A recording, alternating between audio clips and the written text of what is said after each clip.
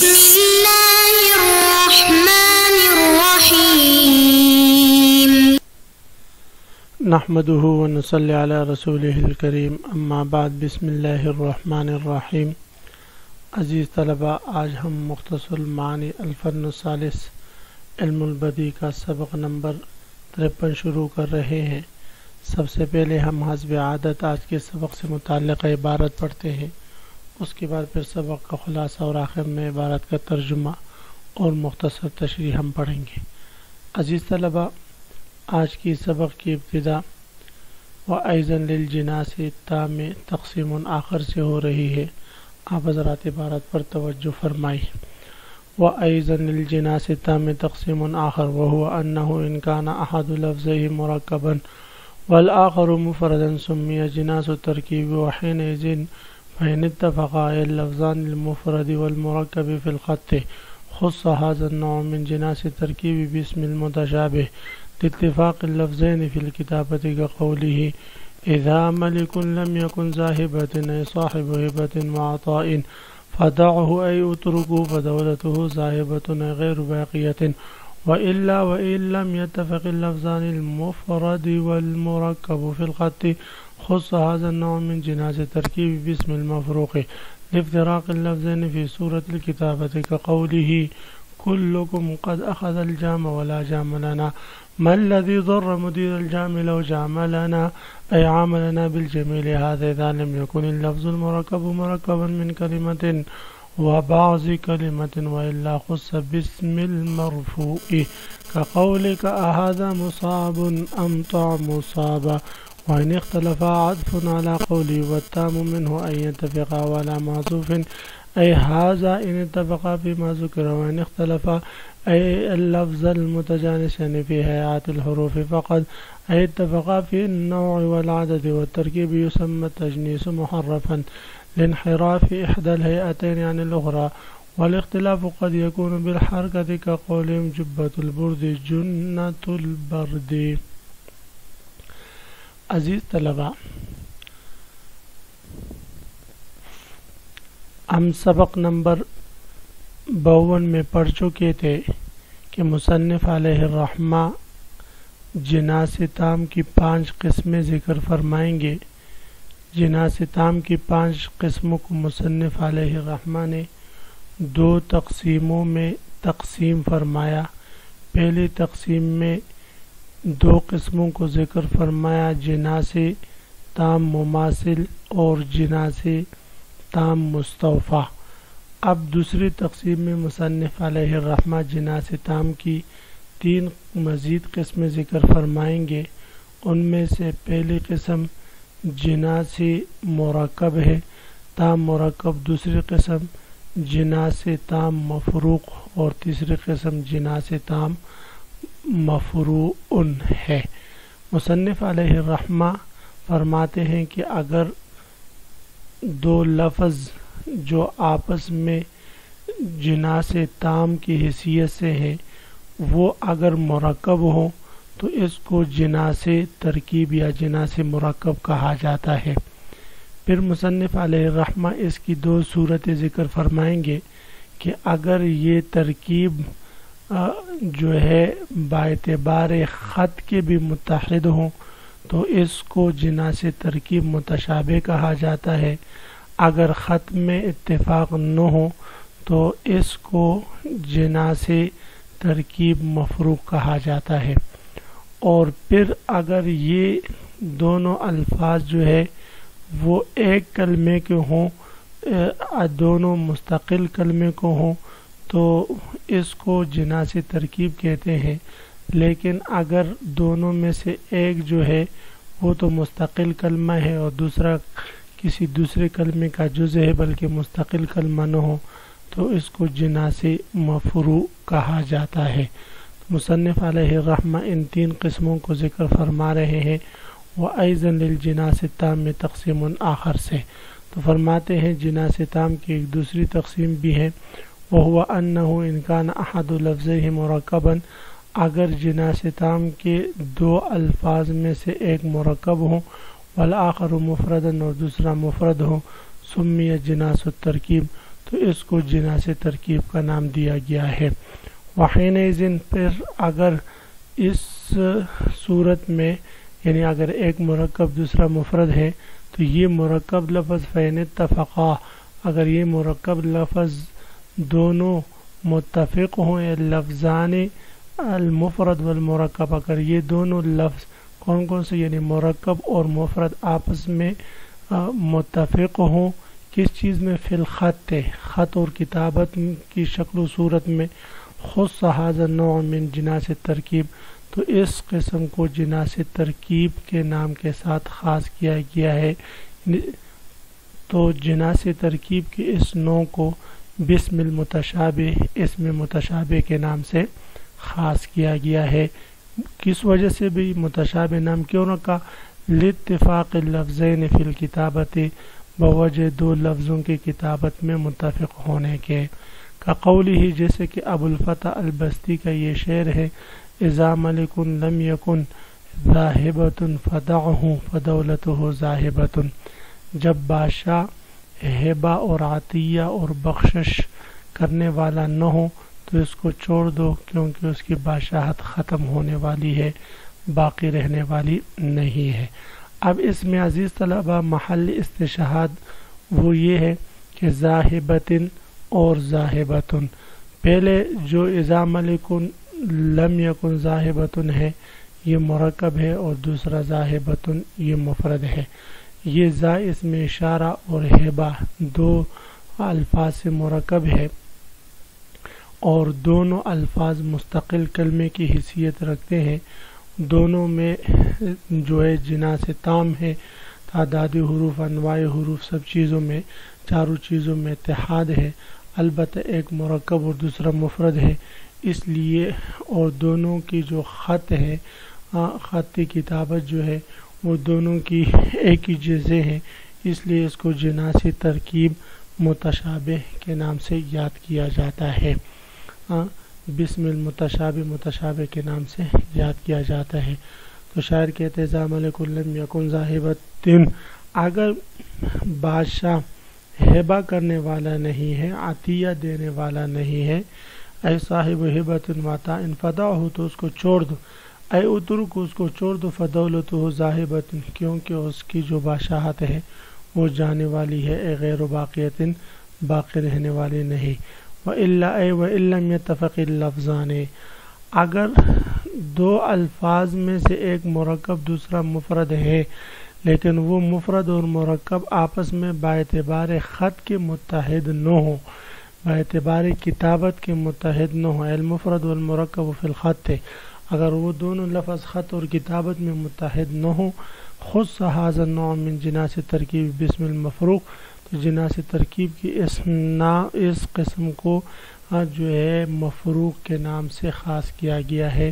مفروق کی نام رکھنے کی وجہ لافتراق اللفظین فی صورت الکتابہ، کتابت کی شکل و صورت میں دونوں لفظوں کے مفترق اور جدا ہونے کی وجہ سے، کا قول جس طرح کہ ابو الفتح البستی کا یہ بھی شعر ہے، کلکم قد اخذ الجام ولا جام لنا ما الذی ضر مدیر الجام لو جام لنا، ہر ایک نے شراب کا جام اور پیالہ لیا جبکہ ہمارے قسمت میں وہ کأس اور پیالہ نہ تھا، کیا نقصان پہنچتا جام تقسیم کرنے والے کو اگر وہ ہمارے ساتھ جام لنا حسن معاملہ کرتا۔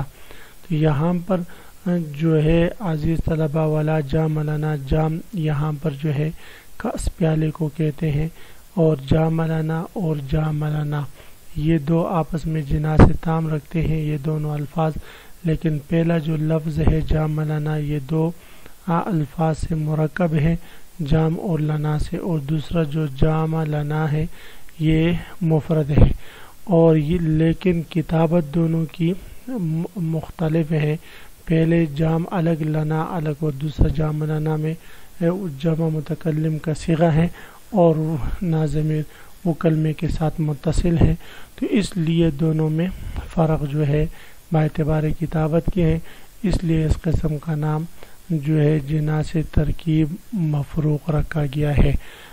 جام لنا کا معنی ہے عام لنا بالجمع۔ هذا اذا لم يكن اللفظ المرکب مرکبۃ من کلمۃ و بعض الکلمہ. یہ جو جناس ترکیب متشابہ اور جناس ترکیب جو ہے مفروق ہے، یہ وہ جناس ترکیب مراد ہے جہاں پر ایک لفظ مرکب دوسرا مفرد ہو، لیکن مرکب مستقل دو کلموں سے مرکب ہو، ایک کلمہ اور دوسرے کلمے کے جز سے مرکب نہ ہو. اگر ایک کلمہ اور دوسرے کلمے کے جز سے مل کر مرکب بنا ہے تو اس کو مفروع کہتے ہیں. مفروع آخر میں حمزہ ہے، اس کا معنی آتا ہے پیوند کاری کو، پیوند لگانا. تو اس کو بھی مفروع نام اس لیے رکھا گیا کہ اس میں دوسرے کلمے کے ایک جز سے اس لفظ کے ساتھ پیوند کاری کی جاتی ہے. ھذا اذا لم یکن اللفظ المرکب مرکبا من کلمۃ، یہ جناس ترکیب متشابہ اور مفروق صورت میں ہے کہ جب لفظ مرکب ہو مرکب نہ ہو ایک کلمے سے، و بعض الکلمات اور دوسرے کلمے کے بعد سے، والا خص باسم المرفوع، وگرنہ اگر ایک کلمہ اور دوسرے کلمے کے بعد سے مرکب ہو تو اس کا نام مرفوع رکھا گیا ہے. کا قول کا، جس طرح کہ آپ کا یہ قول اھذا مصاب ام طعام مصاب، یہ گنا کا رس ہے یا کسی کڑوے درخت کا رس. یہاں پر مصاب گنے کا رس اور طعام مصاب صابن یعنی کڑوے درخت کے کا رس. یہاں پر مصاب اور مصاب دونوں میں جناس تام ہے، لیکن دوسرا جو مرکب ہے وہ دوسرے کا ایک تو پورا کلمہ ہے اور دوسرا جو ہے بعض کلمہ ہے، پورا کلمہ نہیں ہے، تام کا میم ہے، تو اس لیے اس کو جناس تام مفروع کہتے ہیں. تو عزیز طلبہ، یہاں تک جناس تام کی جو 5 قسمیں تھیں، جناس تام مماثل، جناس تام مستوفی، جناس تام متشابہ، جناس تام مفروق، جناس تام مفروع، یہ جو ہے بیان ہو چکی. اور اب یہاں سے مصنف علیہ الرحمہ جناس کی دوسری قسم ذکر فرمائیں گے. جناس کی 5 قسمیں مصنف علیہ الرحمہ ذکر کریں گے. ان میں سے پہلی قسم جناس تام، اس کا ذکر ہو چکا، اور جناس تام کی 5 قسموں کا بھی ذکر ہو چکا. اب مصنف علیہ الرحمہ جناس کی دوسری قسم جناس محرف کا ذکر فرما رہے ہیں. جناس محرف یہ ہے کہ 2 حروف آپس میں جو ہے تعدادی حروف، انواعی حروف، ترتیبی حروف میں تو متفق ہوں، البتہ ہیئاتی حروف میں جو ہے اختلاف پایا جائے تو اس کو محرف کہا جاتا ہے.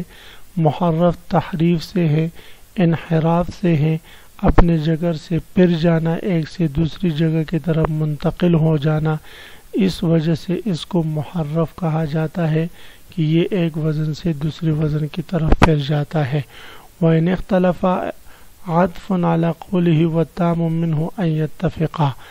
وَإِنِ اختلفا کا عطف یا تو وَالتَّامُ مِنْهُ أَن يَتَّفِقَا پر ہے، اس صورت میں جملہ فعلیہ کا عطف جملہ اسمیہ پر ہوگا، اور یا یہ ہے کہ اس کا عطف جو ہے وہ عطف الجملہ علی الجملہ، یعنی جملہ فعلیہ کا عطف جملہ فعلیہ پر ہے لیکن فعل محذوف ہے، اے ان اتفقا فی ما ذکر پر اس کا عطف ہو رہا ہے. وَإِنِ اخْتَلَفَ عَطْفٌ عَلَى قَوْلِ وَالتَّامُ مِنْهُ أَن يَتَّفِقَا، یا تو اس کا عطف ہو رہا ہے وَالتَّامُ مِنْهُ أَن يَتَّفِقَا پر، او علی محذوف یا فعل محذوف، اے ھذا ان اتفقا فی ما ذکر.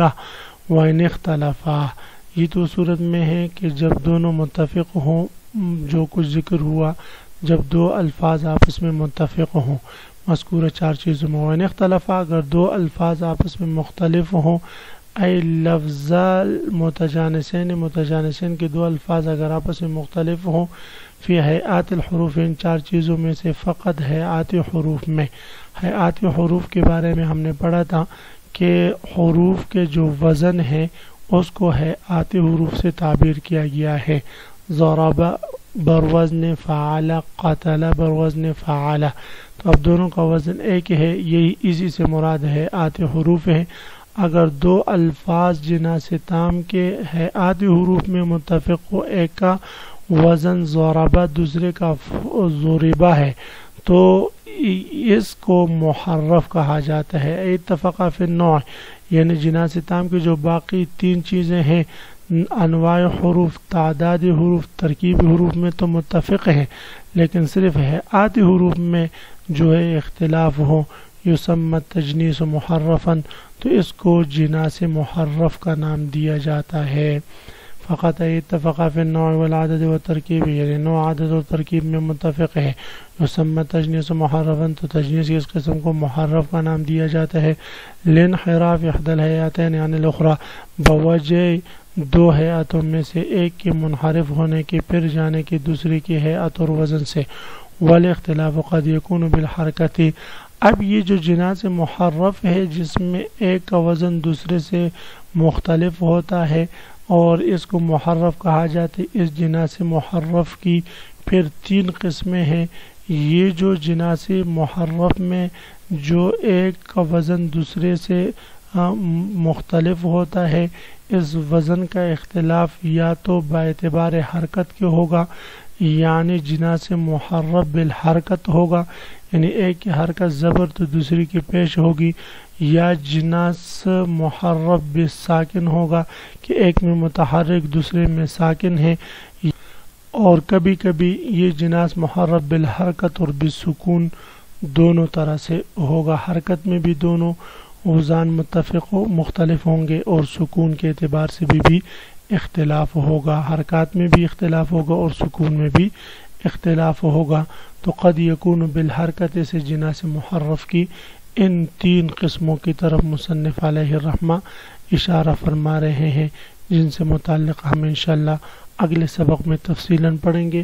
آپ حضرات اس سبق کو خوب غور سے سنیں سمجھیں. اللہ تعالی ہم سب کا حامی و ناصر ہو. آمین. وآخر دعوانا ان الحمد للہ رب العالمین.